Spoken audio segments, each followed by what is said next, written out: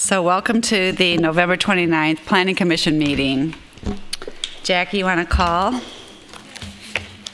Here. Present.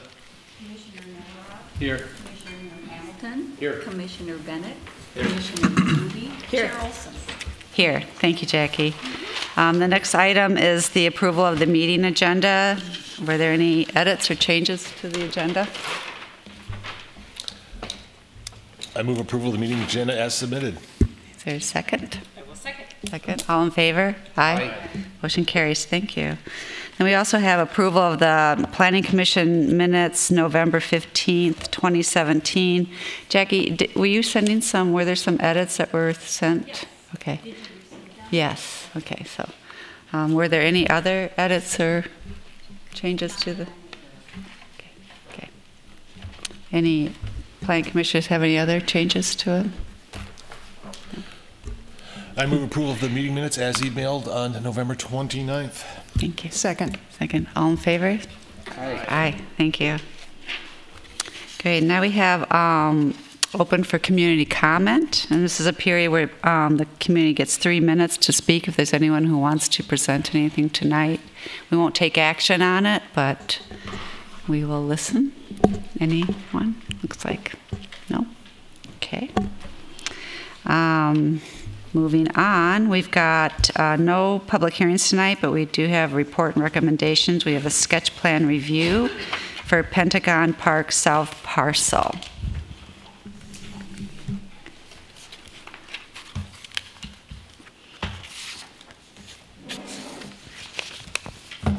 Okay, thank you, Chair, members of the Planning Commission. This is for a site that you are familiar with. I say that a lot at the beginning of these. You know Edina really well. So this site is located just east of Highway 100, south of 77th Street, south of the Fred Richards Park, just straight south of Burgundy. There's an aerial shot of the site. It's a little over 12 acres in size. What the applicant is proposing to develop on, currently it's a vacant site. They tore the building down that was there a number of years ago. So what they're proposing to build here is office, potentially medical, in 2 buildings that would total about 210,000 square feet. They would be the larger buildings here. 2 hotels, roughly 5 stories, about 150 room, 2 hotels each. There would be 2 parking structures that would serve the development, and some retail space out along 77th, potentially a drive-through bagel shop, coffee shop kind of use. Again, a look at the site plan, the 2 parking ramps off of Viking Drive, Computer Avenue, and 77th. So most of you recall back in 2014, we granted a preliminary approval for a PUD that it included this site. So this is the site we're looking at this evening, and also what we call the Pentagon North site. We're just concentrating on the south site. So there was a preliminary PUD granted for the site. However, the applicant never came forward with a final rezoning, so it never was actually rezoned to PUD. The current zoning on the site is MDD6. So in a sense, we're starting over. We would have to redo that overall development plan. So the applications that would come from this would be a rezoning to PUD, essentially just like we're starting over. So you might note in that 2014 approval, the south site, office was contemplated at 500,000 square feet. So what was actually contemplated back in 2014 is quite a bit larger than what's proposed here. Again, 210,000 square feet of office on the site plan before you. There was 25,000 square feet of retail contemplated, and 1 hotel, but upwards of around 400 rooms, which would actually be more than the 2 hotels that we're considering here combined. It was contemplated for 2 parking structures. That's the A and the B. there's a water table issue here, so it's difficult to go underground. So any of the parking is likely to be above ground with this site. So just to quickly move through, access through the site off of 77th, here's 77th, Computer and Viking Drive. So there would be an access point off of Computer and Viking and 77th that would move through the site. There would be improvements to the pedestrian circulation. So outlined in yellow would be the pedestrian movements. Connection to the property to the north, the Walsh Title site, which is owned by the property owner as well. So that's a very important connection where we want to link the two projects and make that connection up to the regional trail that's just gone in recently. Again, I mentioned stormwater as an issue. They would flesh that out in more detail with part of any formal application, but that is a significant concern that the applicant is aware of, some of the stormwater issues there. So to look at some of the buildings, this would be the westernmost office building, kind of a view from Highway 100 or the frontage road. Another view into the development. That's Central Courtyard. This graphic indicates that connection that we want, that's important to connect up. This is the Walsh Title site that the property owner, the current owner of this site also controls that site as well. And another view essentially from, this is 77th, located right here. So what would be required is a rezoning from that current zoning, as I mentioned, MDD6 to PUD, and a new overall development plan. So we're reviewing just the south parcel this evening. At your next Planning Commission meeting, you will be reviewing a sketch plan for the north parcel. So they are, one will follow the next. And as I mentioned, yeah, the new overall development plan. So when looking at some of the details of this project, it essentially meets most of our current code requirements with the exception of setbacks. When you look at the site plan, the hotel is pretty close to the street, as are the parking structures. So those are the real significant variations from the current code. Thinking back to some of the projects that we've approved, like the Yorkshire senior housing development on York, that's real close to the street. Maybe we went a little too close. I hear that comment a lot. So that's something that we want to consider, is this close proximity to the street acceptable, or should we push that back? Similar to what we're suggesting in this Greater Southdale area study with that at least a 30-foot setback and 50 on some of our more busy roadways. So something to consider as well. So there was an environmental review done on this site, an AUAR. That is being updated currently, where we look at traffic and some of the big picture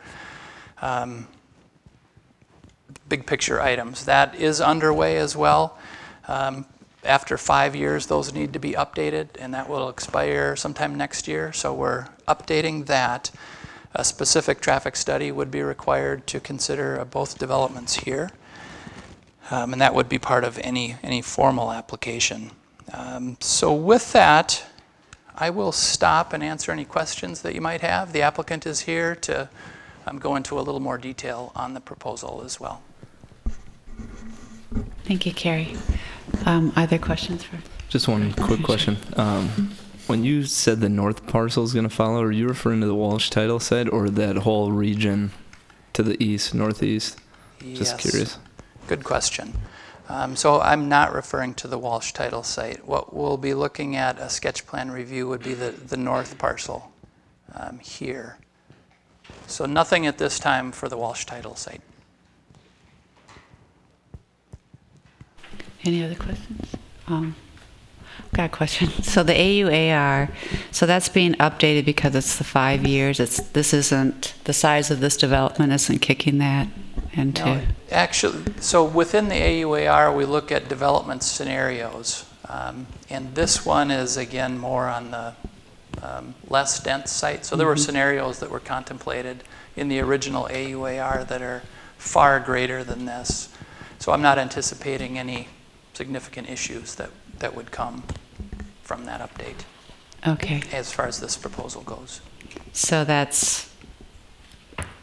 we're okay not having that completed before we look at this full, redevelopment. Yeah, so, in theory, if they were to propose development on the entirety of the site, we wouldn't need to update it because we would have a plan that's approved. It's kind of a safeguard. Should this project, whether it happens or not, it would be updated. Okay. So whether we actually finish by the time it's updated, the property owner has chosen to go ahead and do the update before it expires. Okay, thank you. Commissioner Lee. Carrie, did you say prior to this we did have based on the previous layout, that there was a PUD approval or recommended? A preliminary approval, and it was essentially the plan that you see on the screen. We didn't have a detail, this is going to be the first phase like we typically do. So it wasn't our typical procedure where we're doing a preliminary PUD, but we'd really know what the first phase is. We didn't at that time. Okay. And in order to consider a POD, and the reason this is being asked for this is because we are combining different types of zoning? Well, so that would be something for discussion. Do we need to do PUD? Would the MDD6 zoning work? In terms of the uses that are allowed, both the MDD6 and what was contemplated in the PUD, they really mixed development district. Both housing, retail, and office are permitted uses. So that might be something for discussion. Do we need to do? Is there enough here to really justify a PUD? We wouldn't have to. And the PUD gives greater flexibility to the developer? Well, it's a give and take.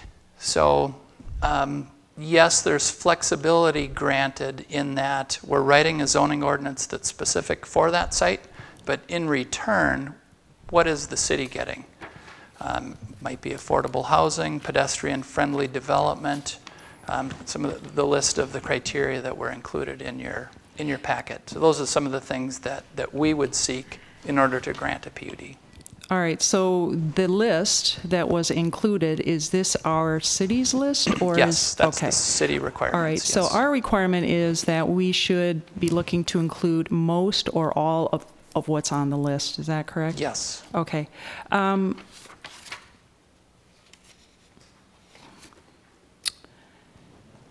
In the recommendations, the staff recommendations, there were some comments and concerns. One of them was no vertical mixed use. Can you explain that one? Sure. And just to be clear, staff's not making any recommendations. This is just for comments. Yeah, okay. Yeah, just comments. Yeah. So with vertical mixed use, what I was referring to is within each building, there's not a mixture of uses. It's a mixed use development, but it's all office in this building. This would be a hotel, another office. Vertical mixed use, I'm referring to, would there be retail as part of the medical, or if there's housing and retail on the lower level. I'm just kind of pointing out that there's none of that vertical mixed use.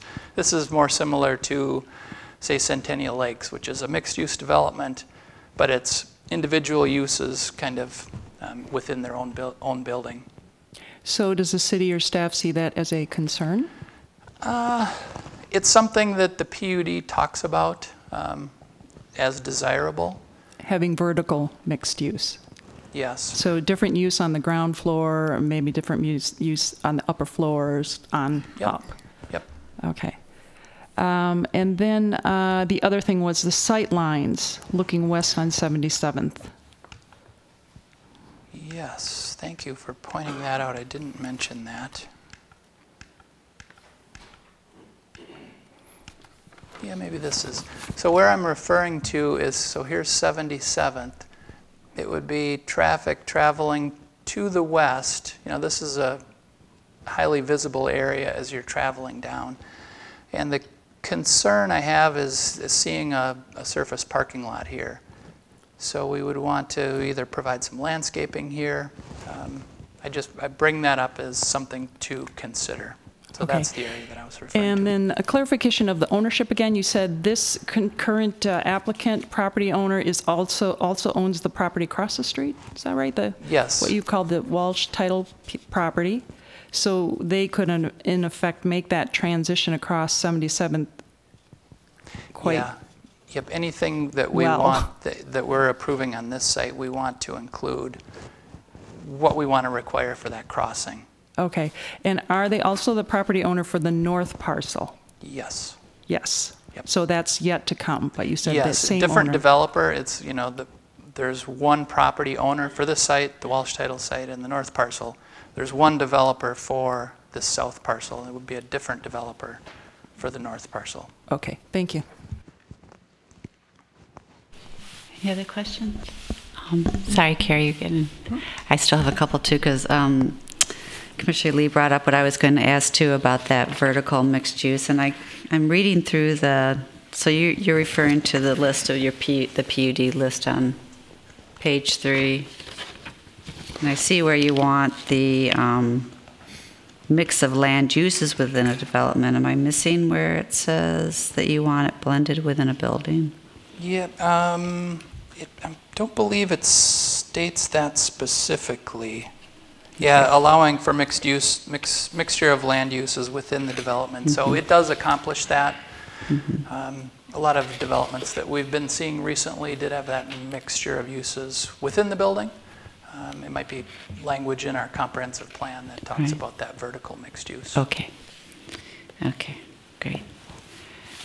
It's a way to get more green space too. Yeah. Combine the uses together and potentially could have more green space. Okay, great, thank you.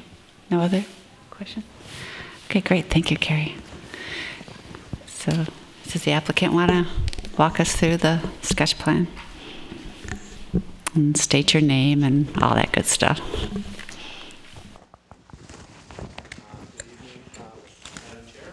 Planning Commission. My name's Jay Scott. I'm a principal with Solomon Real Estate Group. So we are the developer for this 12.5-acre south parcel. So we're not the property owner, but we would be purchasing the property and then developing the property. Just a little bit of background on Solomon Real Estate Group. So we're a company that was founded in the late 1990s here. We're locally based. We've developed probably about 8.5 million square feet of space here in the Twin Cities area over that duration of period of time. And we do a number of different projects with retail, office, residential components. We've done transit-oriented developments. And we do mixed-use development. So we've integrated vertically mixed-use components on many projects, and then we do it kind of in a horizontal application like we're proposing in this particular plan tonight for you as well. So we're well-versed in this kind of a property. We're real excited to be here before you tonight to solicit your comments on this. That's really what I think tonight is more about, to get your feedback. Really to be able to answer any questions that you might have as well, to sort of set the stage for us to go into that next level of planning, and then to bring another plan back before you with some revisions and refinements that might meet some of the additional needs that are identified both tonight and even in the marketplace. And so one of the things I do want to comment on is, we want to design a plan that certainly meets the community's needs, makes the appropriate connections with the adjoining properties. We've tried to do that with this particular version of the plan that you have tonight. But we also want to make sure it's market tested, that it's a project that can actually be built. And we're very comfortable and confident that this plan is market tested. So we've been over the last number of months working with the marketplace as well to solicit feedback that would ensure that the project is designed appropriately to meet the needs of the community and the marketplace as well. So the hope would be that we would be in a position to commence construction activity at some point in 2018. And the build-out cycle for this site could be anywhere from 3 to 5 years, depending upon various circumstances. But all of these different uses that are shown on the plan are viable uses that have been market tested today. So we're excited about that too. So it's not just a pie-in-the-sky plan. It's a plan that's a real plan that can be implemented with various refinements and so forth in a relatively short duration. I also have Ryan Summers here with me. So Ryan is with RSP Architects. They're our lead architect on the project. We've done a number of projects with them over the years, so we're real excited to have them part of this project as well. So we're just available to answer any questions that you might have, or again, to really solicit your feedback tonight. Are you going to walk through a little bit more in detail of the? Yeah, well, I'll let Ryan walk it through if that would be helpful. We'll do okay, that. Thank you. I'll use the aerial here. Let me find the. Can you hear me on the microphone? Yeah. Okay. All right. I'll just use this image here to kind of briefly walk you through. My wife's a city planner, and she's been at a number of these meetings, so she told me to keep it short. So, I guess there's three sort of general areas that I want to just sort of highlight with our current scheme here. Is first being the planning of it. We wanted to really be kind of thoughtful about where we placed all the various components on the site there. So. The way the site sort of lays out in the surrounding context, to the south we've got the two large parking structures right on the city boundary there. It's got some nice accessibility off of Viking Drive. We felt that the office buildings needed to have some good exposure off of Highway 100, so they found themselves on the west of the site. On the east, we've located one of our two hotels so that they also have good accessibility and access off of Computer Drive and West 77th. And then the retail, of course, wanting the exposure off of West 77th as well. So, just the way the site sort of set itself up in the surrounding context, we sort of placed these elements that we felt was the best fit for where they wanted to be placed on site. The other thing we wanted to highlight is the amount of green space and open area that we've got.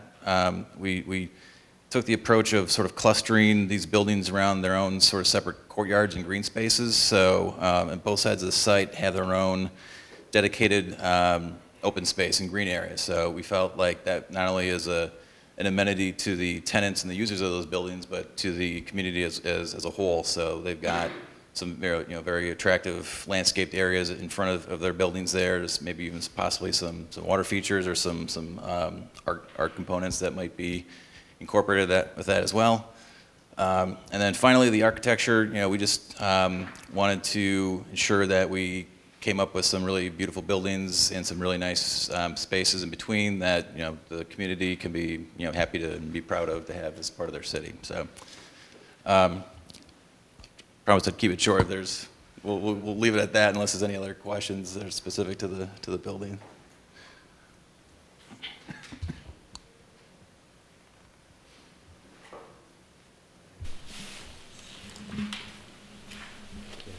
Mr. Summers, if I could, help me understand the retail a little better.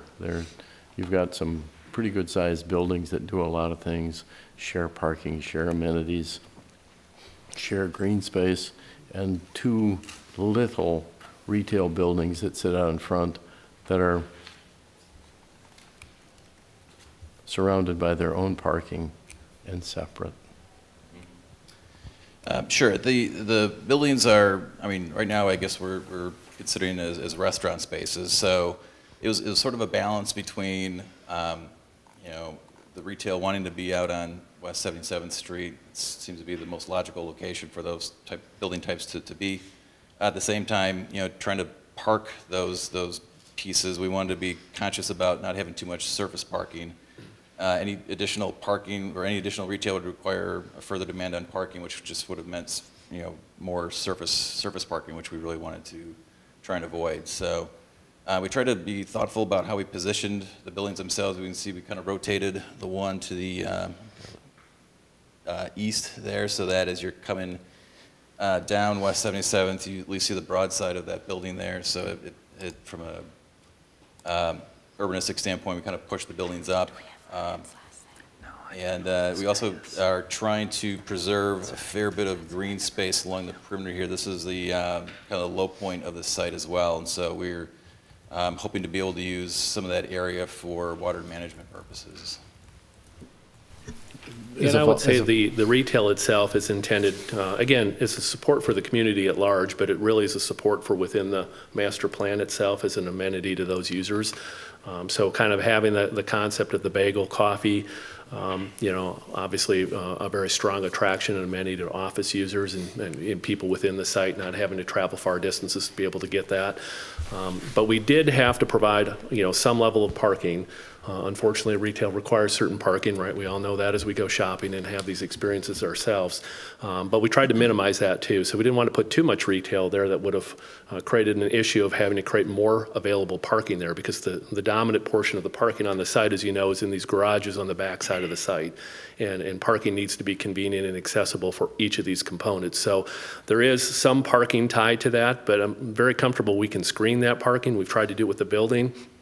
We would do it with both hardscape and landscape treatments as well, so the parking would not be something that would be visible out along West 77th at all.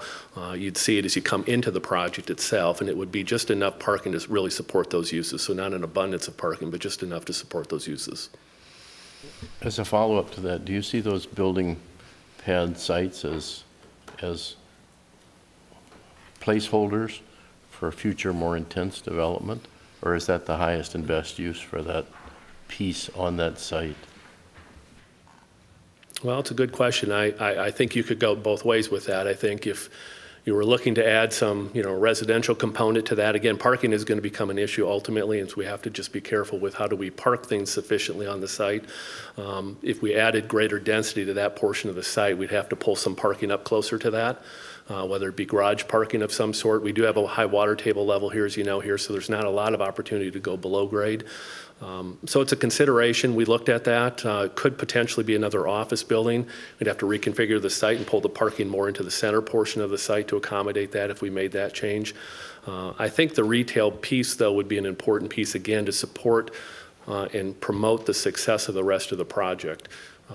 The integration of those uses combined are very attractive to users, which will allow us to attract strong office users to the site, which are going to be very important for the success of the site. So that was really the driving factor more than anything is, there's not a lot of space up there to do that. We didn't want to put a wall of a building right along West 77th and prevent view corridors coming into the site.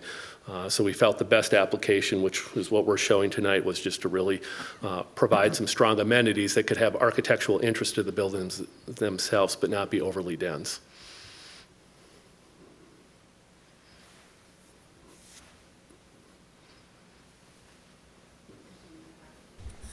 Thanks. Can you talk a little bit about the setbacks that you've elected? As noted in the staff memo, a variance or a change would be needed for the setbacks. Why do you need to be so close to the road? In particular, I'm concerned about the West 77th and 77th Street and Computer Avenue. Is it possible to pull the structures closer in? Yeah, I think we certainly can do that. I think what, new urbanistic planning principles, a lot of times people are wanting to push buildings up to the edges, right, and create kind of that urban edge defined by buildings. So it's really just a preference, a personal preference. We certainly could pull those buildings back a little bit. The impact would only be that there'd be a little bit of loss of green space. Some of the little, internal parks, if you will, within the project itself would get minimized just a little bit in those particular instances. But yes, it would be very possible to pull that off and meet the setback requirements in that area. Okay. Thanks. Parking. You have, it appears, proposing more spaces than are needed, which is different from what we typically see here. We're typically seeing people looking for, well, let me use less than statutory or ordinance requirements. Why do you think you need More? What about this development requires more? I actually don't think we need more. So at the end of the day, what we would do is size the parking to the project itself. So this plan has a lot of flexibility, and some of the users we're talking to actually would push these office buildings up maybe a little bit taller than what's shown here. So again, this is a concept plan at this stage. I think at the end of the day, we wouldn't have any interest both from an expense standpoint, and it just wouldn't be necessary to park the site. So we would try to appropriately size the parking. One of the nice factors of this site with the integration of these uses, especially the hospitality and the office, is they have different needs for parking at different times. So we're able to minimize parking by implementing those two uses where they share parking together. So it's one of the reasons why we designed this the way we did, so that we can incorporate those different uses together, and we really can try to minimize the parking. So I would envision at the end, this parking count will come down. It may be a little bit lighter than code because of the mix of uses, and that would be our goal. Okay, that makes sense. Where will the hotel customers be parking in the parking structures? And then if they will, how do they get to the hotel? Like, for example, will they be walking across a road in January, or will there be, because you talked about the difficulty going underground, or will there be like an underground connection or a skyway? Yeah, I don't see underground, just because everything is above ground, the parking in the hotel. But I mean, potentially we could, look at, maybe an above ground, second story bridge that would get you across there, just so you wouldn't have to brave the elements half the year. The office buildings as well, we're also considering possibly a linkage as well for the parking structures for the same reason. And then it was interesting to me that you wish to build 2 hotels. I mean, I don't know, some of my questions obviously are kind of out of curiosity as much as out of just giving you feedback on how to design, how we'd like to see the site look. But where do you see the hotel customers coming from? Or let me ask it a different way. What do you think will draw hotel customers to this location? Where will they be visiting when they come to Edina? Are they visiting the offices or other things around here? Well, it's really just a mix. So the 494 corridor, really from Mall of America all the way through Highway 100 in particular, but even pushing out towards Eden Prairie, is really just a strong corridor for hospitality. And it really, I think, is the mixture of all of the shopping amenities, but in particular, really the office. There's a lot of dense office development along that corridor. There certainly is in this particular area. And that's probably the greatest driver for the need for the hospitality. And we would see that here as well. So even some of the users that we're talking to on the office side love the prospect of having, close proximity of hospitality. It's a real service to a number of their people that visit them and do business with them and so forth. Okay. I have 2 more questions. One was that it kind of more to the design of the buildings. Some of the pictures, the buildings looked fairly glass. Is that how you see them, or is that just a concept at this stage? From a design standpoint, it's very conceptual. I mean, I think we want to promote, a lot of daylighting in the office buildings, but yeah, I mean, we're at the very kind of early stages in the design right now. Okay. And then final, are you envisioning this project to be this, assuming it goes well with the sketch plan, and then you come back and get approval and you work out all the transactions you need to work out outside of here, are you envisioning this as being we're going to come in and build this, or are you one stage, or you think, is this a multi-stage project? Well, it has the possibility to be a single stage, and there certainly would be a number of components that could go together right up front. But the vision is the west part of the site, if you see it's sort of somewhat bisected by the main entry drive coming in, if you will. We really see the west side of the site as being what we would call phase 1. So we would plan to build the infrastructure for the entire site, day 1, and then we basically would leave the western portion kind of graded, seeded, if you will, kind of in a state ready for development, and then go ahead and implement all of the components for phase 1 up front. Now, where that would change from a timing perspective would be, again, dependent upon sourcing and developing users that are coming to the site. We may be able to quickly implement that second phase, so even prior to finishing phase 1, we could be well under construction with components in phase 2. One of the beauties of this particular design is it does also create some flexibility for interchanging some of these different components without changing the general infrastructure that's supporting the site itself. And by that I mean, let's just say hotel number 1 wanted to be a second office building in the first phase. Well, it wouldn't necessarily have to be an office. We could take that footprint where that hotel is designed and we could fit an office building on that, and the first phase could really just be 2 office buildings.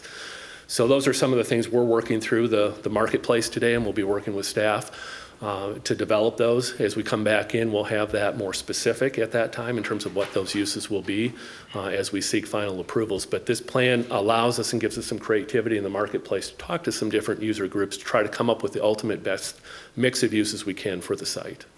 Actually, I do. Thank you. I do actually one more question. For the offices as you envision them, do you see small, restaurant type things going in there, like takeout lunches or small shops? Or do you think they'll just be offices? I think they'll generally just be primarily offices, especially if we have the retail support out front with some of those smaller restaurants there. Hotels would probably have a food service tied to them. It's possible there'd be a cafeteria style type, deli within the office buildings as well. But I don't really see that right now, being that you'd have a separate, large-scale restaurant or something like that on the main floor servicing that office. So most of the offices are intended to be really dominated by larger users that would come in, and again, they may have some needs for cafeterias and things like that, which we would work with them on to incorporate those elements. That's on okay, that you decide as you negotiate your deal with the dominant user. Yeah, if they have a real strong need, and that's part of the need, then you get into the operational issues. Are they going to operate it? Are we going to bring in a third party to operate that? But those are amenity packages that we offer up to these different users, and depending upon what's important to them, we try to bring those amenities into the package in terms of what ultimately gets built. So we will have some below grade parking with the offices. We can probably get one level down below, so we'd have some private secured parking that way for loading and things like that. We've talked about bike centers so that we can really focus on more of a pedestrian level activity and also make that connection to the regional trail. So we want to support that with kind of a bike center as well as fitness facilities, locker rooms, and those kind of amenities within the project itself. Parsons. 3 questions, 1 comment. I'll start with the comment. I think just as you contemplate this going forward, make sure the accessibility from the office in the hotel to those retail establishments is well developed, because I think nothing would be worse than saying I want to get a cup of coffee or get a sandwich and then have to trudge the drive-through lane of a Starbucks. Right. I don't know what that was, but I think that's just an important amenity. First question, have you contemplated the branding of the hotels? Any thoughts on branding? Well, we're in the market talking to the different various brands right now. We have brands that are interested, so they pretty much help us identify what they feel can be supported in the marketplace based on whether it's full service, extended stay, limited service. So they kind of go through the menu. Now, of course, from our perspective, we're looking for the best quality brands that we can get with the best finish levels, the best amenities, and so forth. So part of it's kind of a two-way discussion, if you will. So they're working with us to try to figure out what they can bring to the table, but we're also kind of negotiating back, trying to get the best of the brands that they have available. So we haven't identified those brands specific at this time, but we do have parties that are interested. In terms of getting more height on the office buildings, what's constraining you from doing that? What is constraining you from doing that? Well, these designs are really market-based designs, so these are economically viable designs, and that's probably the greatest, response I could say, is that they're designed to support, multi-tenant offices, but predominantly larger users, at least one larger user that's going to drive the project itself, supported then by a number of smaller users itself. As the project grows, you get into, different design standards, fire life safety issues and so forth. The project gets a little bit more expensive. It can become a little less economically viable at that point because the cost of construction today is very expensive. Rents for office markets are not necessarily growing a whole lot right now. In fact, there's probably more of a pullback with office and the changing workforce environment that we're all seeing today as well. So it's a number of factors at play, but probably more so economics would be the driver of that. And you mentioned the changing office environment. How is that affecting your parking plan as we're getting more and more density out of office buildings, whereas 20 years ago, much less users? How does that affect your parking plan? Well, I guess I would say that, part of the design of the overall site is to encourage, multimodal transportation. So we're luckily, adjacent to some metro bus stops. We certainly want to encourage, bicycle traffic here as well. So the more, variety of use of means of getting to the site, the less demands we have on parking.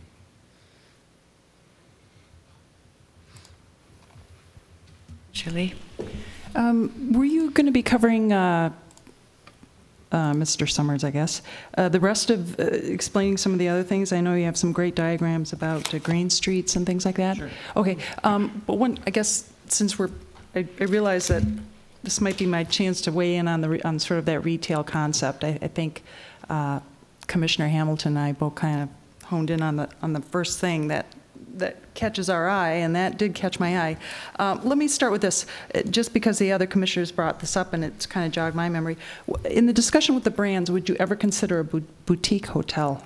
Is this the type of location that could substantiate something like that versus going for another Home Suites or, chain? We would certainly consider that. I think ultimately the marketplace would drive that more so. It's not, we won't have that choice or decision. We may have, Hyatt as an example with 3 or 4 different flags that they are interested in, and we'd have the ability to choose or work with them on trying to identify which of those interested flags we want to have here. Sure. But yes, a boutique hotel would be wonderful if we could get that. And there are some smaller brands in the marketplace today that are out, in the marketplace actively looking. So this could be a site that one of them would consider. I just think that has a real appeal, especially being within Edina. I don't know that in some cases that people often look to staying in a hotel in Edina, but that certainly would be a draw if it was a boutique hotel. Did you say that on the office buildings, your goal would be to have one major tenant? So in other words, it'd be like one company or an organization occupying the whole office building?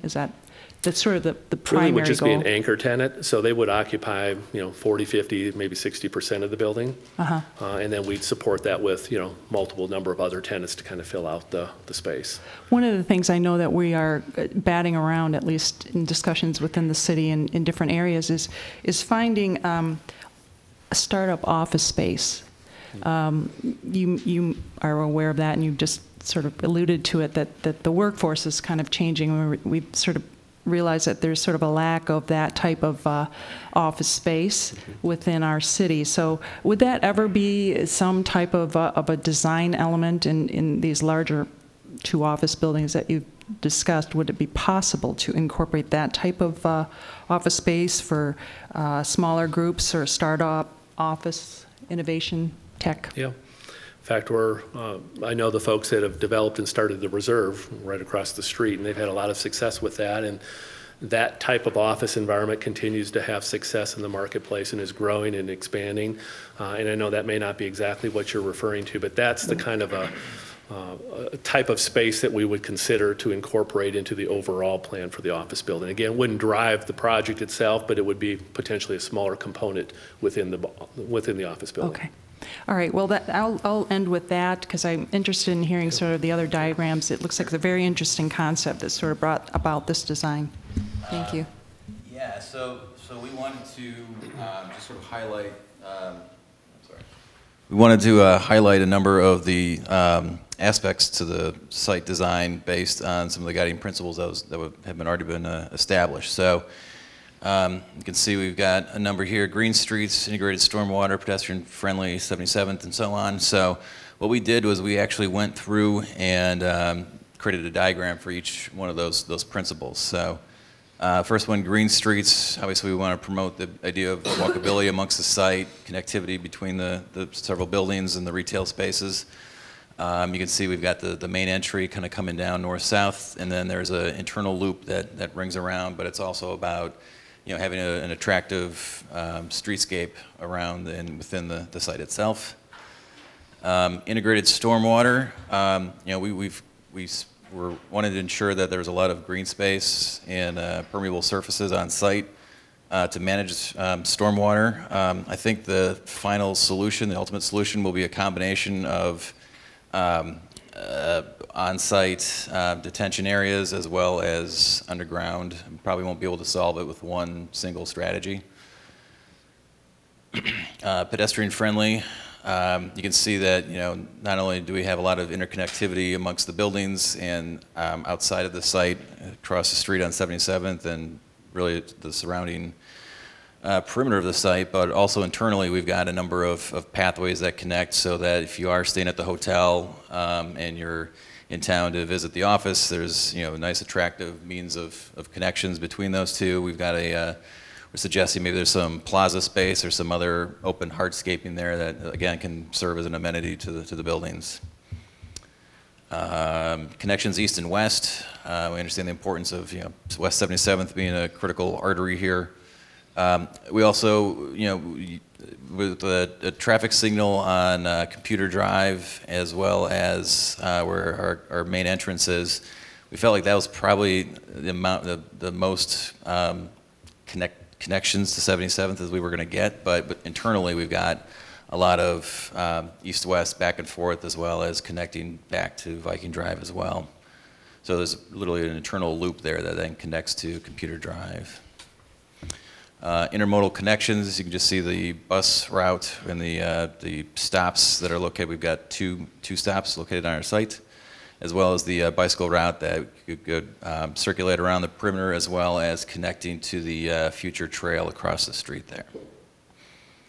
The idea of shared parking, so that, you know, rather than building, you know, separate structures for each building, we wanted to consolidate those into smaller single buildings. So phase one could be served by a single deck that could park both the hotel and the office, and you know, as Jay said, that, you know, depending on the building types, it could be hotel or office or something else, but the idea is that they all sort of use one shared parking facility. Building entry, we wanted to just sort of reinforce the idea that, you know, not only are we creating these green spaces, but they're actually the front doors for all the buildings, so that as people enter and exit the buildings, they're always engaged with these beautiful outdoor spaces there, so that you've got a real kind of nice connection to the public spaces. And then this is just sort of the idea of recognizing that there's going to be kind of key areas on some of these buildings that we're just going to want to make sure that we spend a little more attention to, so that, you know, in terms of sight lines and position on the site, there's going to be some areas of the buildings that are just, I think, deserve a little more attention than others. So areas along Highway 100, kind of your entry corners there as you enter the site, your view down West 77. There's just some areas that we just want to ensure that are just sort of recognize their importance on the site there. And then I think this is our last diagram. This is the idea that we really truly want to make a nice, strong connection, both from a pedestrian and a bicycle connection to the future Fred Richards Park. So really the idea of kind of bringing people in and making these kind of connections across that street there, and inviting people into our site. I think that's it. Yeah.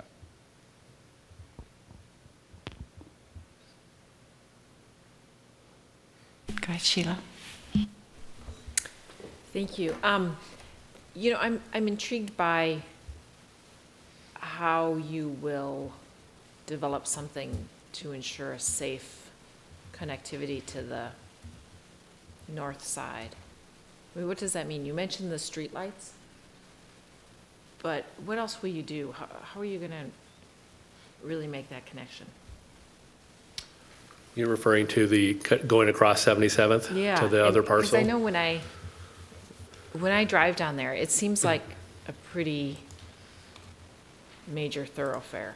I mean, Yeah, I worry about people crossing that, and I wonder how you will make that. Well, to be honest, it's going to be something we're going to have to work closely with staff on and try to come up with some solutions that are viable, that are safe.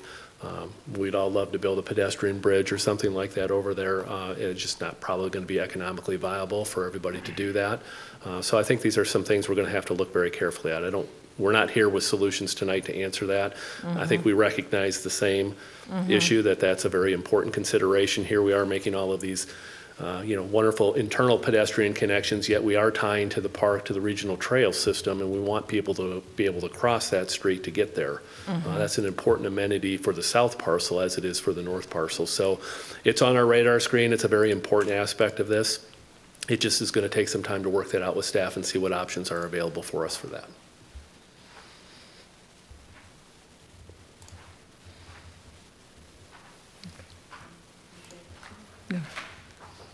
Ten. This is the time for us to make whatever comments that we want. I think a couple of things. I think the effort on the green spaces is really quite delightful, and I like it a great deal. I think that this has been a strained site for a long time, that's waited patiently for development. And I hear you very clearly saying that it has to be market-based, it has to make sense, it doesn't want to sit idle, and it won't be a cornfield. So how do we move ahead with some sanity and do something that makes sense, on one hand? On the other hand, I also read the memorandum that was written, and I agree wholeheartedly that it's a gateway. It's a gateway to a lot of things, not just to Edina. But Pentagon Park was and has been, at least in my opinion, a millstone around Edina's neck for a long time. It was a very important piece when it happened. It shaped a lot of things. It was an incubator for lots of companies. It did lots of good stuff, but it's well past its expiration date. This is the first project moving out in here of new construction. It sets the tone for the future. Edina cannot allow Pentagon Park 2 to happen. It has to be, it is a gateway. So I ask you to stretch as hard as you can, not just the market, because we can't ask you to build a building that you can't rent, that doesn't work, that isn't financially viable. But we can, it seems like to me we can say we recognize it is the gateway, and to push it as hard as you can to make it that gateway. And one of the comments that I would make to that is that a Starbucks at the front door is not pushing the envelope. If there is a Starbucks in the property, I would ask that you incorporate it into one of the office buildings. And I know that making mixed use happen is both difficult and expensive. But I think if you look at the amount of space those two small buildings take up, and the green space that you lose, and the opportunity that you lose because of it, they don't add to what you're trying to create. That's one thing. The other thing that I would argue is the office workforce. You can't go 6 feet in an office park without finding people looking for workers, looking for good hires. You talk about water resources and sustainability. I'm not seeing that in the buildings. I'm seeing buildings with 4 fairly similar faces. I'm not seeing an effort to say to a millennial generation that we are out in front of and are trying to do something different than has been done before. That we recognize that this is a different world that we're moving into, and we're trying to attract the people that are going to live in this world to this place at this point in time and for its future. I don't see, I heard you say we have to be careful with the market. I'm going to suggest that the market needs to be enticed with something that is forward thinking, not past thinking. Not single buildings that stand alone on a podium surrounded by parking, which you haven't done. You have put parking garages in there and you've thought about that. But to make a statement that says, this is the future, because that's who you're attracting to be here. These are tenants that are not here now, but they don't exist here now. So what would that be? I think your gesture to Fred Richards is a really important one, to say that that's the amenity, that the bikes are the amenity, that health is the amenity, that healthy living is the amenity, that life experience is the amenity. You've begun to open that door with the green space that's there. My request would be to push that door wide open and as hard as you can and say, this is the future, because you're setting the future tone for everything that comes beyond it that goes down the way. And I would like for that to be wonderful, not just market suitable. And I think you're in the place to do it, and I think you got the team to do it. And I think you've made some of the right steps to do it. I would ask that you pull out all the stops, and don't let yesterday's market decide your future, because I think there is a future here that will really, I can't say it enough times, that can change the tone for Edina for that entire stretch. And if we don't do it here, then when do we do it? You're the people that said it's the gateway. I agree. Make it the gateway. Thank you. Could I just ask one follow-up question just for clarification? So thank you for the comments, very much appreciated, and we do want to be able to push the envelope in these different areas that you've stressed. If there's a concern with the retail elements, maybe the lack of density or maybe the parking associated with those, what would you envision if you were to design this? What would you rather see in that location? If we brought density there, it would take green space away and we'd have a parking issue we'd have to address in some capacity. So I'm just curious because we're again open and we're soliciting your feedback. We'd like to try to incorporate as many of these comments as we can in the plan. I'd be delighted to spend your money. My sense is that your effort on the green space there is highly appropriate. And to make it there, visible in the front, makes a great deal of sense. If those pieces, the density opportunity seems to me is already on the pads. The pads that are there can get a little bigger. The buildings can certainly get taller. But if the mixed use feeds into them, then you're really beginning to make a very serious and significant difference about how your complex hits the market as different than anybody else's. The amount of green space that's here is huge, and seeing that as an amenity. Now, how do your tenants use it? If they just drive by it on the way to the parking garage, that's not very useful. But if they're 28 years old, physically fit, and enjoying their actually getting a paycheck now that they're out of graduate school, how would they use it? What might happen there? And I think if you looked at that as, as land use, you could put a bike course there. I don't know, but I think the two of you can, if it becomes the marketing piece instead of we're going to sell some coffee and our people need coffee. Well, there's a lot of ways to get coffee to the people that are in those offices that need it. That'll get it a lot closer to them and still draw people in from the outside to that space.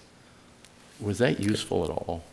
No, this is great comments because we're challenged by these things too. As we evaluate opportunities on a plan, we go through these same set of exercises, these same discussions, and try to come up with the right blend, right? The right blend that does push the envelope, that kind of moves the ball forward, raises the bar, so to speak. And that's what we're trying to do with this plan. For sure, to my mind, a low-rise retail piece doesn't do it.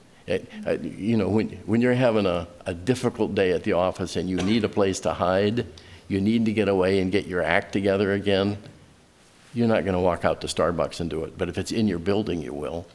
If you need to have a meeting because something bad is coming up, you got to get out of the office, go to a Starbucks in the building. Go to the Starbucks in the next building. But yeah, to my mind, it's an amenity package, but only if you make it so. And here, it simply occupies space. The valuable space, the most valuable space in the project. Commissioner Thorson, you had something, right? Yeah, I just had one additional comment. I think as I'm looking at the multimodal page, I think one of the challenges we have on 77th Street is I think there are sidewalks, or they're non-existent, and I think some of those bus stops actually drop people off on the side of the street where there's no sidewalk. So certainly as you contemplate that, I think that is an amazing feature that we don't have a lot of in some of the other business spaces in Edina of very good access to the bus routes. I think making sure that those connections are made to your property and probably having to address the other side as well of the street, it would be kind of a key part of the landscaping, at least in my mind. Because I know that's a real challenge on that stretch of road. Commissioner Lee. I couldn't agree with Commissioner Hamilton more. That is sort of the basis of my comments as well. First of all, I just wanted to talk a little bit about the circulation. I think that is probably the strongest piece you have here, and I think that has been done well. I think, again, I agree with what should be front and center is that connection to Fred Richards. The fact that you got both sides of the road, I'm just tickled on that. So you have control of that. That, to me, is the gateway. So whatever the gateway is, literally, you could put a big arched gateway or something. But it needs to be more. Do you have the drawing with the red arrows? I think that might be the one right after this or right before. That's very telling. You talked about how you'll front the green, but yet the most important green is right there at 77th as you enter the site as a pedestrian or as you're driving by, and there are no arrows that point out to that way. So I guess I would say, please show us something there, something really great. And I think that's sort of the city's comment too, that it almost emphasizes the first thing you see is the parking lot. As far as the retail, I'm not sure. I totally agree with single-story retail not working there, but it can be almost like a little village of shops. It doesn't have to be a single monolithic building. I see something a little more amorphous, a little more crevices in and out. Very walkable, that people would, like shops at Pentagon Park or the village at Pentagon Park. And these are just smaller, again, boutique kind of things. I know we're looking for more retail space that can accommodate that. More and more retailers don't want to be inside a big mall or just in the bottom floor of an office building. But if you are really going to go for the standalone thing, that's almost the perfect context to try to create something there. And would you need to have more parking? I'm not sure. You would, because you're going to be attracting, we're really giving an amenity for pedestrian and bikes and people in the area. So they'll come out of the buildings, they'll come from surrounding buildings, they'll come from the park, they'll walk over there. So you may not need as much parking as you think, because I know that was a concern. I was just thinking that the material selection, I understand where you need to go with the daylighting and all. I would agree that it could be based upon more sustainable kinds of principles. You'll find that driving sort of the shape and the volume and the materials you choose. Could you go back to the diagram where you identified sort of that architectural corners? Yeah, could you just sort of explain a little bit about what you might see as an example of what you would do there as an architectural? Sure. I mean, this was just sort of a conceptual idea of just, it's more about recognizing that some parts of certain buildings are more important than others for various reasons. So like I said, like sight lines, this corner here in this hotel, maybe there is, more glazing on that corner, or there's maybe a vertical element or something that gives a little bit of a distinctive feature to that particular building, and sort of is a bit of a landmark element to that building as you're going east down West 77th. Same idea as you enter into the site here on this office building. Maybe there's a section of a vertical portion of that sort of, again, kind of marks the significance of that location. Maybe there's conference rooms that are found there, and you've got much more of a open glazing versus the kind of the typical enclosure of the rest of the building. Or if this is our hotel, maybe there's more of a dramatic lobby level, a little grander entry at the base there. Maybe there's an element that pops up that's where signage might find a home for that particular flag of a hotel. Maybe we want to sort of embellish the entry into the parking garage. So it's just sort of understanding that there's certain parts of these buildings that want to get a little more attention, and is all we're sort of suggesting at this point. When we get a little further down the road with the architectural design, that's when we'll start getting a little more clarity on what this diagram really means.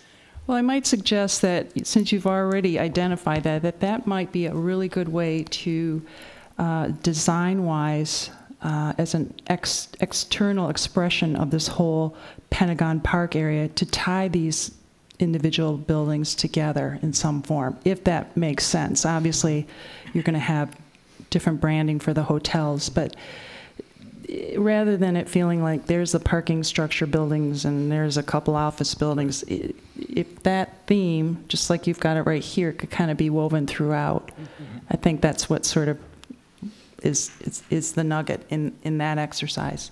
So yes, I like the idea of the retail up front. I think that makes sense. The locations of the buildings make sense. I would say that green space really needs a lot of massaging, and I would love to see something really wow. I think that in some ways your best exterior expression is over there right next to Highway 100. And it almost seems like it's kind of off the beaten path. So is there a way to incorporate that into the path, the actual beaten path, which is this center spine here? And again, look at that spine being really more pedestrian oriented, not just simply in the way of throwing in a sidewalk, but perhaps that path needs to divert a little bit off that roadway. It doesn't have to linearly follow it. And so now you're left with looking at different ways to create traffic to those retail sites by foot and bike. But I think it's a great concept. I think it's really something I would like to support further down the road.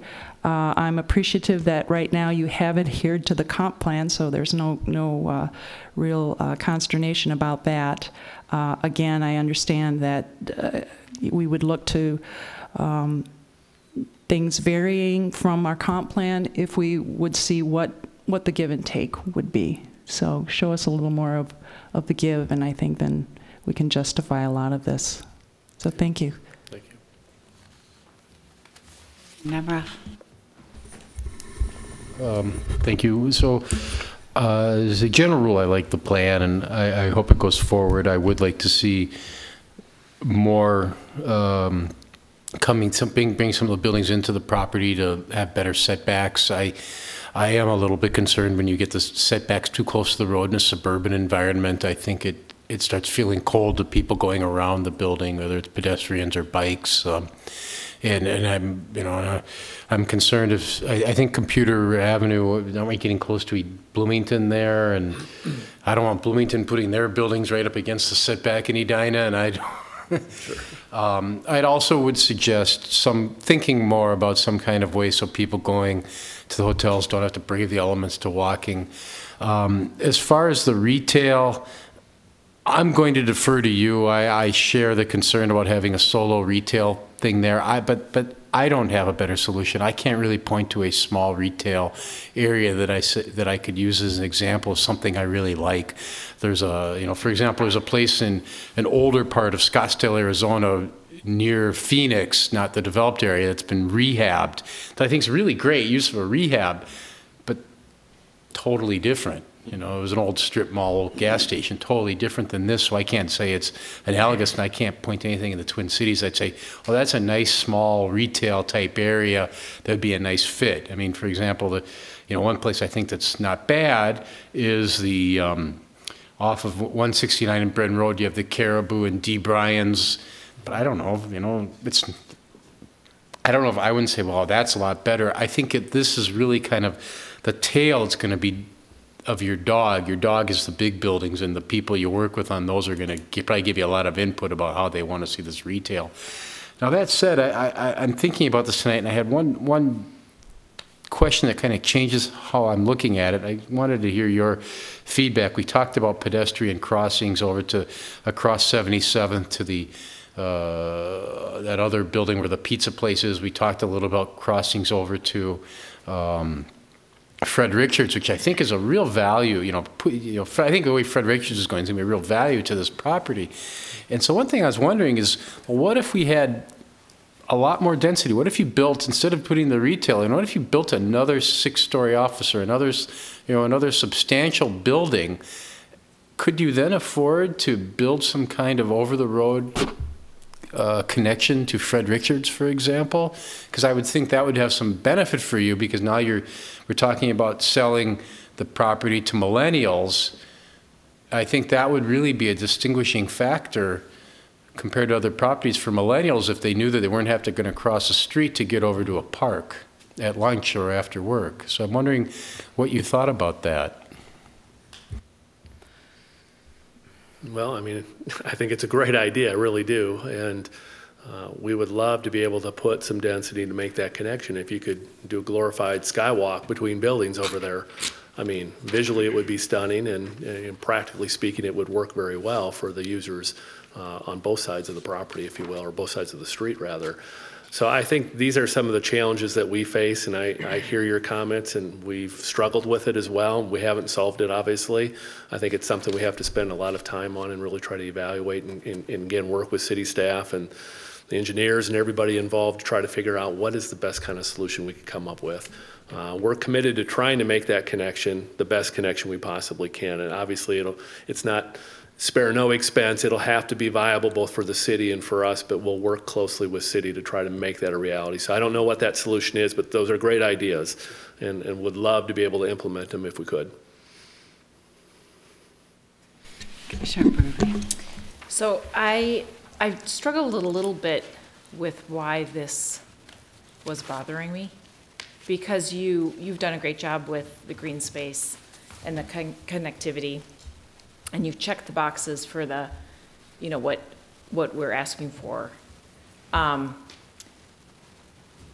you know, thanks to the comments of the other commissioners, I've realized it is it's very practical, but it's not what it could be.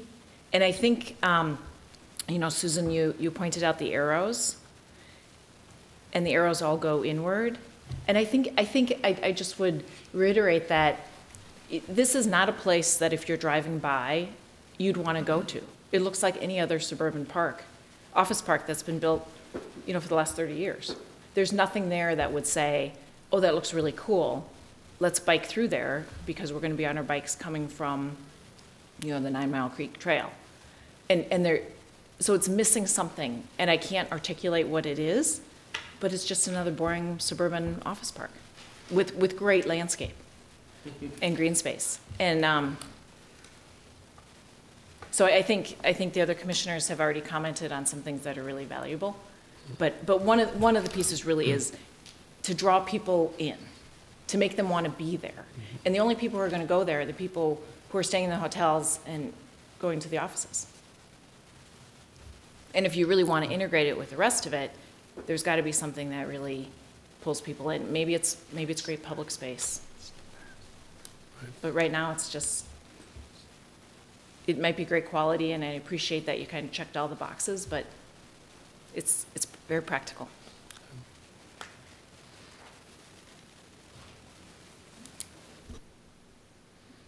Oh man, I've been inspired by some of the fellow commissioners, but also by your words and your dedication to doing this right and figuring out and being flexible. That's encouraging to hear.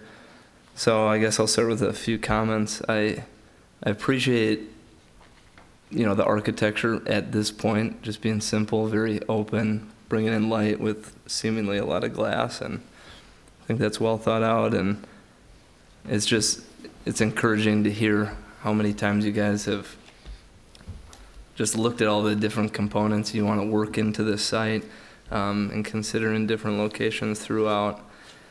But I do have I guess, more comments or more questions / comments than I thought I did after hearing fellow commissioners, and I really echo what Commissioner Hamilton and Commissioner Lee said about, you know, this being a gateway into the Pentagon Park area. And just looking at this plan, it's a very, very good self-sufficient suburban park, kind of to what Sheila was saying.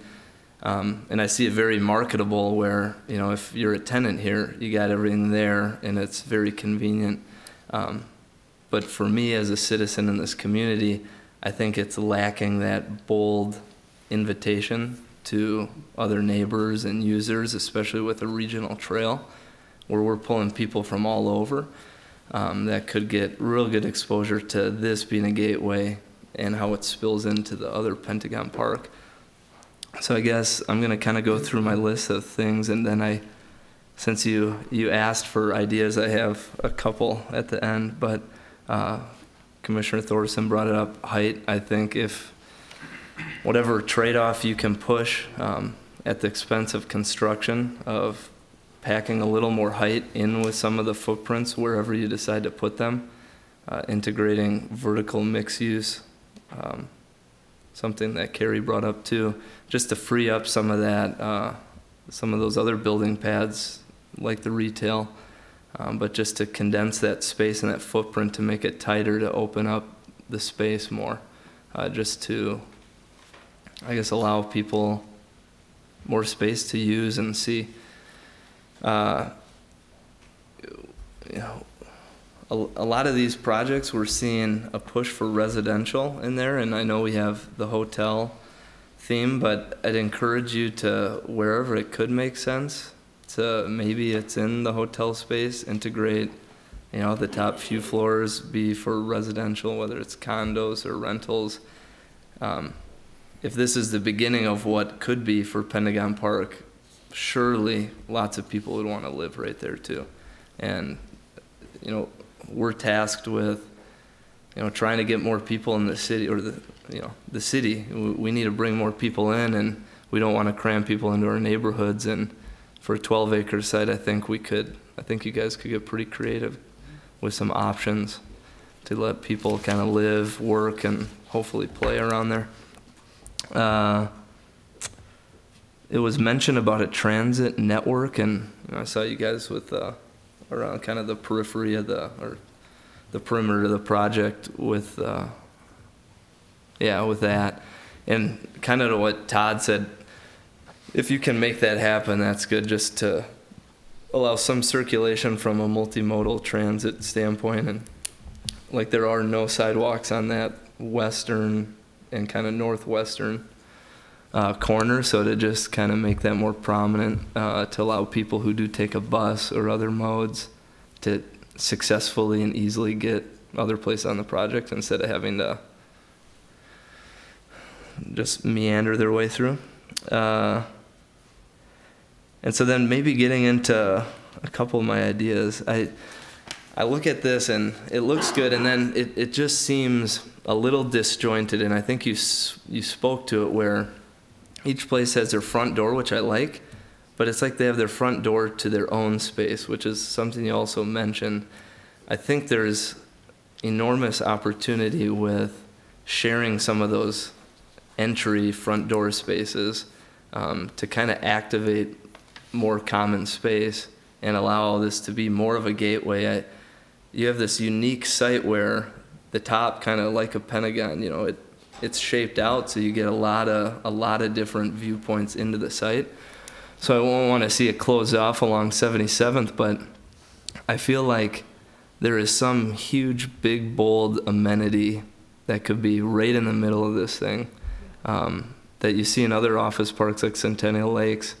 And that kind of leads into another thought, is talked about the challenge of water and treating it with the water table, as well as locating it with, you know, subsurface systems. Why not have a really large water feature paired with some landscaping as a central theme to kind of then build things around, maybe separate the parking a little, tuck something between, so then things are more connected in a kind of, you know, a theater around this great amenity that then leads you to Fred Richards, that leads you to the trail system. I think retail up at the front still could work more in the kind of the meandering block setting, like Susan said, as long as people can still see into the site. But just thinking of, you know, hotel users, resident users, or even office users that could, you know, look out at this really busy, activated space. I think it's disjointed right now. It doesn't feel like it's hitting its potential, where it's really nice for your own thing, but I think to really draw people in, you could do something kind of just really spectacular by pooling more of the resources. I think centralizing a lot of the water makes it easier anyways to just kind of handle it all in one place, and just create this bustling place. I see a bunch of little places, and I think that's kind of where me as a resident am not drawn into the site, if I'm not working there or gonna get coffee. So I think that's kind of my big suggestion, and I don't know how that happens and how you could integrate it and maybe just shift things around, but I think there's an enormous potential with this being a gateway, and with a gateway having some sort of just top-notch amenity for the users, but then also other passerbys. Thanks. Thank you. All right. So again, these have all been really great comments, and I've been kind of going through and checking some of the things off that I was going to mention, but kind of just, again, that the graphic with the arrows pointing in, I think that really tells it all. We've been really trying to promote active streets and, not having to go inward, but also having to, connect to the whole community and the area. So I would definitely suggest that you relook at that and, bring that. And that does kind of, add, with what people have been saying, and maybe pull more of the activity towards 77th too and make that more active. I agree that that's just really kind of minimal use for that kind of prime property right on 77th. And even that, I mean, if that did go forward, like having the drive-through right there, facing 77th, if that looked like a drive-through or whatever, that I wouldn't want to see that, definitely hide all that kind of activity. So I'm kind of going to jump on the other opposite side of the site along, I just went blank, what's it called? Computer? Or the one on the south side? Viking? Okay, thank you. So that is right up against Bloomington. And what do we know what that's zoned for? What their plans are for happening there? I don't know exactly, but it is a kind of a retail office type uses. Right. I just, it's a wall of parking. You've got 2 parking ramps, a parking lot, and they're right up against the street. And I guess, Bloomington will get a chance to comment on this too, but I just think we need to consider what we're doing to the neighboring properties. And I just, I know you don't have any graphics showing that side, but I bet it's pretty ugly. And if there's a way that we could maybe, for sure you have to meet the setbacks, but the parking, I just, that's a lot there. I know you're sticking it back there, but that's, I don't know. Anyway, enough said on that one. Really important to look at the pedestrian and bike connectivity and tie into the transit. And again, Carrie, remind me, I know when we looked at this before, there was some discussion about the number of lanes on 77th. They're putting a bike lane in there. Was that a different life or something? But I kind of remember talking about doing something special on 77th. Yeah. Yeah, with the upgrade to 77th itself. Yeah. That's okay. Something that's contemplated. All right. Well, yeah, I guess work as much as you can with the city to see what we can do with the sidewalks and actually bike paths and all that stuff. Let's see. Again, the parking, I know we have the parking numbers, and definitely I'm a huge advocate for less. And I don't know if we have that 1,200 or 1,222 required, but is that where the shared calculation, that is with the shared calculation? Okay. Yeah, I would do whatever you can to remove some of the surface parking. Again, you got 2 parking structures and surface parking back there, all the open space, and again, everything, make it accessible and easy for people, use along the streets to enter the site. I like the idea of integrating the retail spaces into the building. Thinking big. Those are all really great comments. I think that covered mine. But yeah, go for it. The density, the height, so. Is there any? Jimmy? Did we talk about the car wash?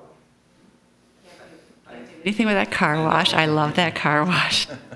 Everybody loves the car wash. I like it too. I'm just whatever you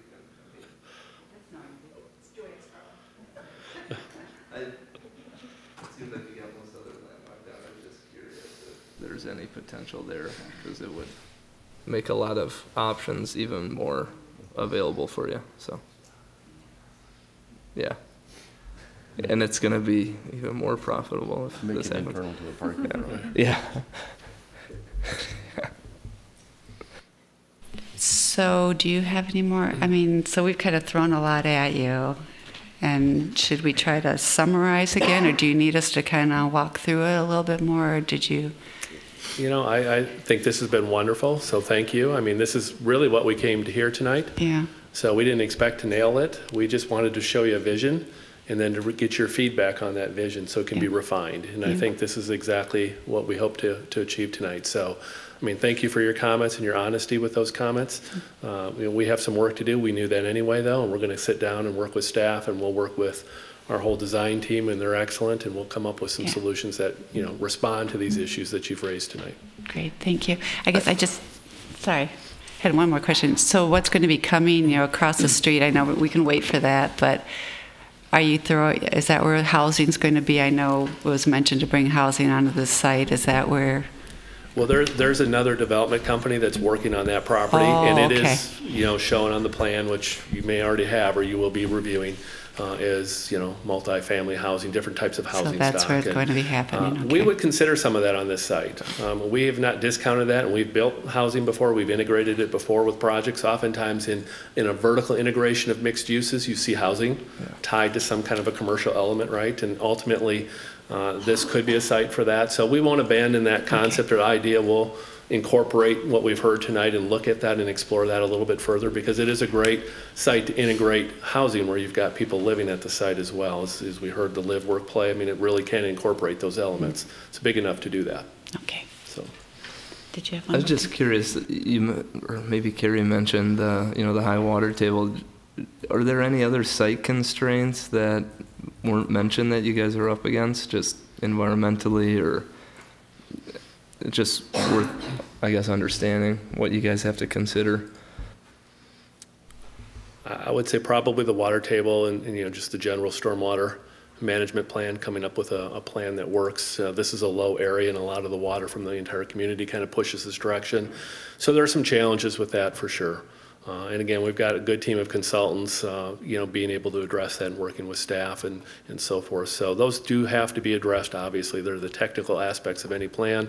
But I like some of the ideas that were shared tonight, you know, possibly in a more expansive pond, if you will, that really becomes both functional but also a very strong feature within the site. So I think these are some great ideas that we can look at and try to explore, and that could help us, because right now that is going to be a challenge, is to find and figure out how are we going to manage that stormwater on that site. Thank you very much. Yeah, thank you very much. We'll look forward to being back before you soon Great, at some thank you. point. Thank you. And this will go to the city council for sketch plan next week.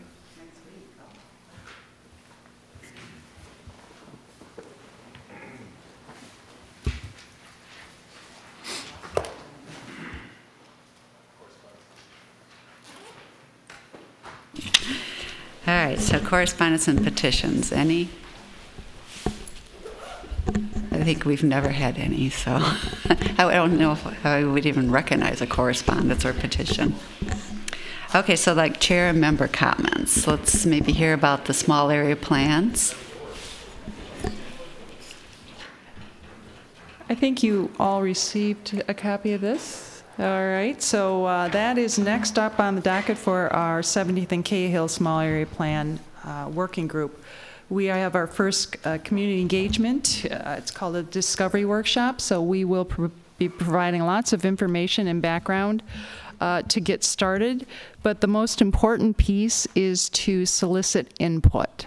I believe our consultants have already noted that this is going to be a very key group that we hope to attract, and that they're looking for specific feedback. So the activities, although many of us are familiar with sort of general activities revolving around likes and dislikes of the area, there's already some very specific information that we're hoping to get from our participants. So I encourage you to share this with all your connections and networks, and let's try to get as much participation as possible. It is on a Saturday, and we toyed with, is that good or bad? Is that better? But in the end, we are hoping that we can reach a greater cross-section of the population. So families, longtime residents, new residents, students, people who've been through this process before, people who are new to it, and really get some plans in place for a big picture look of that whole, actually that whole quadrant eventually. So that's where we're at. Yeah. Why do you want input? Pardon? I'm kidding. No, I was just going to say I like the move of having it on a Saturday this time of the year. You know, it's not the weekend you're fighting for or against in the summer. So I don't know. It seems like a good time to kind of let people come and go. Good idea. Yeah, I should probably say the date. So it's Saturday, December 9th. We'll meet at 9 a.m. It will go till noon. All our workshops are scheduled, and our meetings, actually, of our work group are held at the Edina Public Works building, and they are open meetings to the public in the sense that they are allowed to come at any of the meetings and observe. And we hope that there will be consistent attendance at these 3 workshops. They're spaced quite a ways apart, so there will be very different information at each one. So December 9th, which is next, not this coming Saturday, next Saturday. The next one will be Saturday, February 3rd, and then Saturday, March 3rd. So literally two months apart. Well, 2 months and then 1 month apart. Thank you. With the socks, are you guys doing that map thing again? Or is that We going will to be a have it secret? out. It's just a great reference tool. Yeah. So, Okay. yeah. Did you have Lord, I do like to talk. So I am working on the economic competitiveness chapter, which is a new chapter of the comprehensive plan. It is economic competitiveness. It is not economic development. They are different things in what they are asking for. Of course, this is our comprehensive plan, so we can make it what we want. But what the Met Council is looking for, and they define economic competitiveness as the ability of a region to compete effectively and prosper in a global economy. So really they're looking at maintaining the economic vitality of the city of Edina in this case. There's a draft of a memo included in there from the lead consultant on the project, Jana King. There's kind of 3 big takeaways so far, very preliminary. Kind of the key node, which will dovetail in very nicely with the 70th and Cahill, is this notion of the business park and what does that become and what does that mean for Edina? Clearly those have been built. Most of those were built out in the 60s and 70s. Need some revitalization. Probably need some love. How do we accomplish that?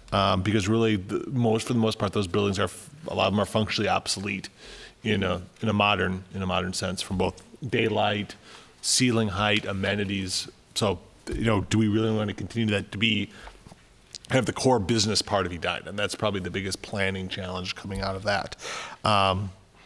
There's a mismatch between what the workforce wants and modern workspaces and what we kind of have available in the city of Edina, and do we want to retain these employment-related uses in that space? And that's probably the biggest planning directive, and we can get into that later on. The second big theme is retail's transformation. Don't need to talk about that. And the third one that I think is kind of interesting is this notion of smaller commercial nodes. That is, retail's transforming away from the regional malls, that really these commercial nodes, these small commercial nodes are an important part of the vitality of Edina. So those are kind of the big themes. We're a fully built out city, so I think it's more of how do we reimagine what do we have and in what direction do we want to go. And also, I think one of the themes you understand is we just don't want to paint ourselves into a corner. So when you discuss things like, well, let's put more residential, well, do we really want to clear out all of our office space and put residential in, only to be 10 years from now saying, I wish we had office space, we've just turned out. And the example would be the Opus development, the apartment complex that went in on 169. I'm not saying that's good, I'm not saying that's bad, but you took a very substantial chunk of office and converted it to residential. Maybe that's good, maybe that's bad, but those are some of the, as we talk about maintaining the vitality and competitiveness of Edina, those are sort of the planning decisions that need to be made. And it affects a number of different places.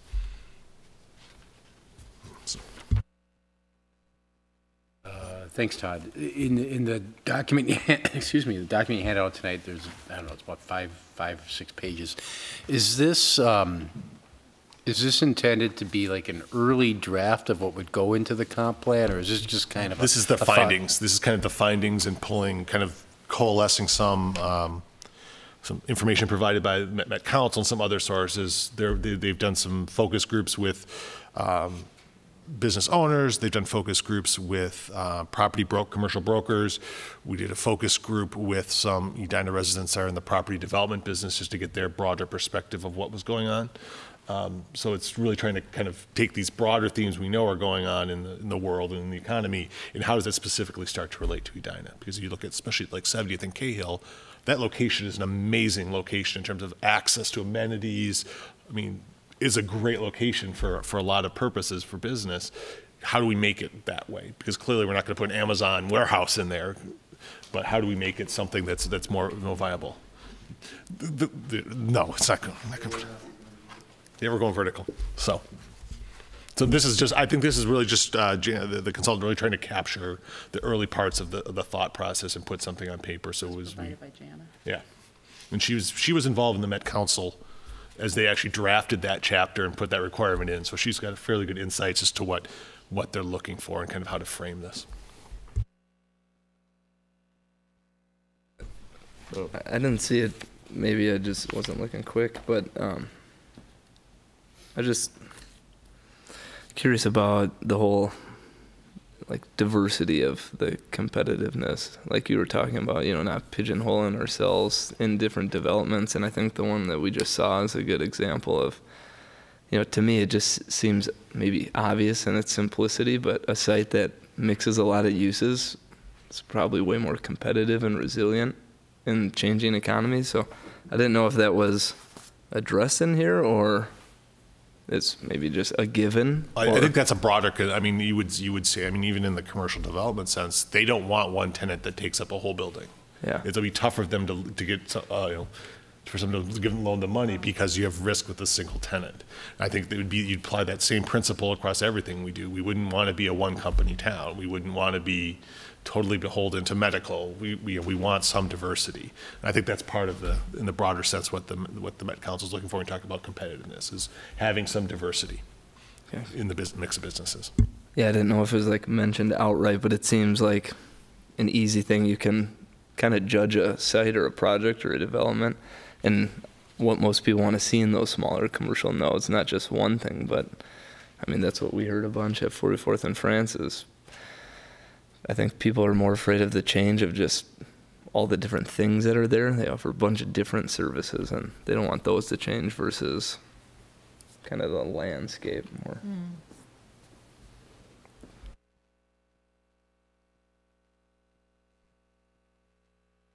Do you guys have anything to report on 44th in France? Nothing new? We will, next week, December 11th, we're supposed to get the draft from the consultants. And then we will spend, I think, about 2 weeks reviewing it. And with our notes, was it a week or 2 weeks? I think it's just a week. A week, maybe. And then we'll see where everybody's thoughts are.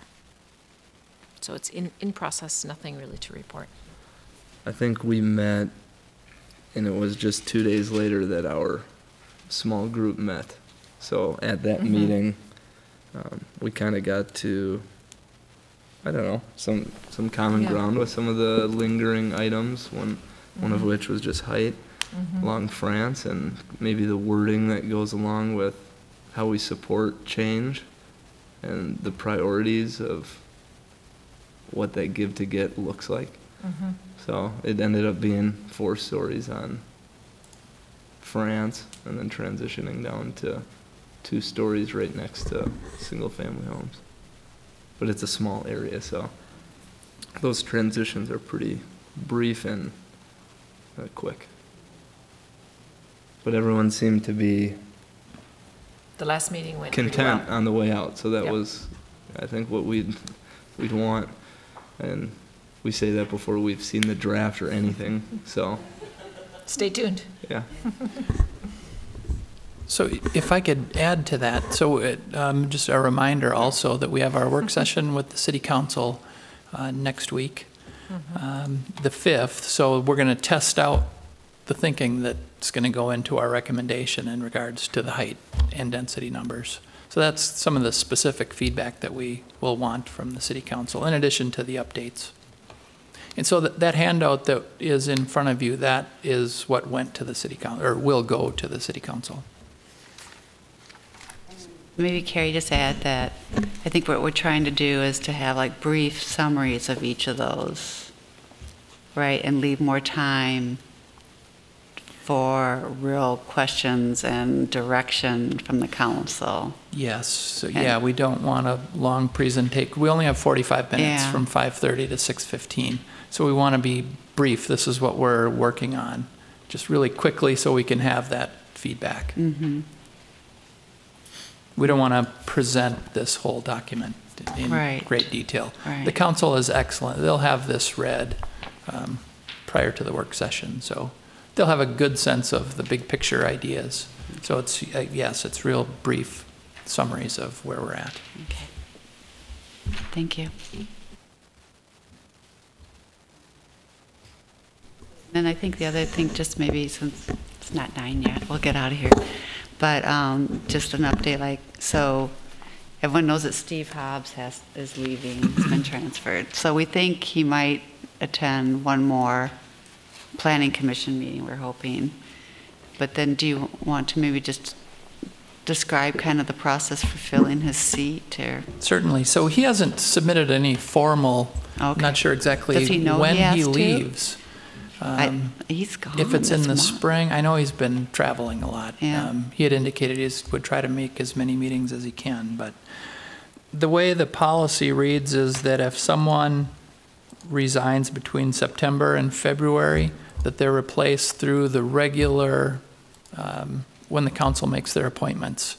So luckily that is coming up shortly. I believe it's January, maybe even late December, the openings where people can start applying for it.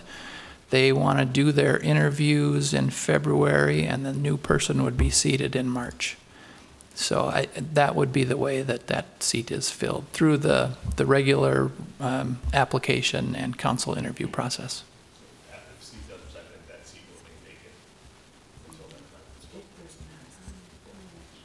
Yes. Yeah, it might work out well, because maybe he still wants to attend in January, February. Is it? Why was I thinking he was leaving in January? Oh, did he? Oh, yay. Oh, good. Well, then Yeah. we're good. Okay. Never mind. I was freaking. Oh, okay. Good. Anything else? The Greater Southdale Area Group meets tomorrow night as their work continues. That is something we might want to talk about because Steve is on that group. I think we should probably add another planning commissioner. So something to think about if, I know you're all assigned to all of this activity, but something to give a thought that we should have 3 commissioners on that group.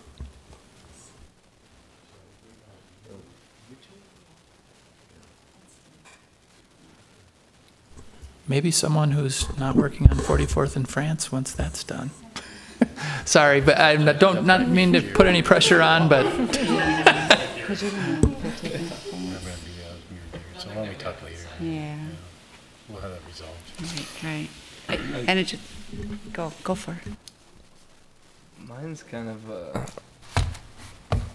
side comment. Is yours more relevant than left field? I don't know if it's relevant. It could be left. Actually, I'll just say it quick because I don't know if it's discussion or maybe it's just FYI. So we're meeting on Tuesday with the city council, and we finish at 6:15. Would there be an appetite, if the consultants are available, to not meet on Wednesday, but instead meet after that meeting with the city council? Does that work for people, or is that just too messy? Because then we just meet once on Tuesday, instead of coming back on Wednesday from 5:30 to 7? Or am I wrong? Do we have something on Wednesday? Oh, okay, never mind. I had it on my calendar that we had a work group on Wednesday. Yeah, our next planning commission is December 13th. So, and we don't have a work group. Right, Okay. and so the work session with council would be the 5th on Tuesday. Okay, and there's nothing on the 6th. Correct. Okay, So the never 5th mind. is Tuesday? Because it just Yes. says Wednesday, December 5th, just on the, It's Tuesday. okay. Oh, Okay. So mine is irrelevant. Never There you mind, go. because we're not meeting anyway on Wednesday. My calendar's wrong. Say something relevant. Okay, now it's your turn to say Change something that though, relevant. right? We are gonna change this or at least clarify on It's the, Tuesday. we're going to double check here. okay. It says Wednesday, but it means Tuesday. Okay. But the city council meets on Tuesday, so it's got to be Tuesday. Yeah. It does, sometimes they do move them to Wednesday, so Oh, hang tight, we'll double check. I guess my other question, Carrie, you mentioned during that last sketch plan review about the options we'd have about keeping it similar because of the same uses and the PUD. And it seemed like we're going to the PUD, and I don't know where that other one falls in that pyramid of discretion and maybe where we're going with some of our comments, but This- do they still have the same sort of discretionary level? And I guess like Susan was saying, what are the upshots toward each? Yeah, so they are asking for a rezoning to PUD, I think. They could come in under the existing MDD 6, the current zoning, and they would come pretty close to meeting it with the exception of just variances to the setbacks. Because I remember him mentioning, and maybe it would just happen after we'd authorize that PUD, but once that goes in, they wouldn't have as much flexibility as they were talking about, correct? Because they're kind of, governed by what it's just like, you can't just move this building here or Yeah, without coming back to us or the council, right? yeah, they would have to come back whether it Okay. was zoned PUD or MDD 6 in terms All right. of moving buildings around. The MDD zoning district was designed by city councils years ago to be kind of like a PUD. We didn't have a PUD ordinance when that was created. It was intended to be a very flexible zoning district that allows residential, office, retail, all those types of things.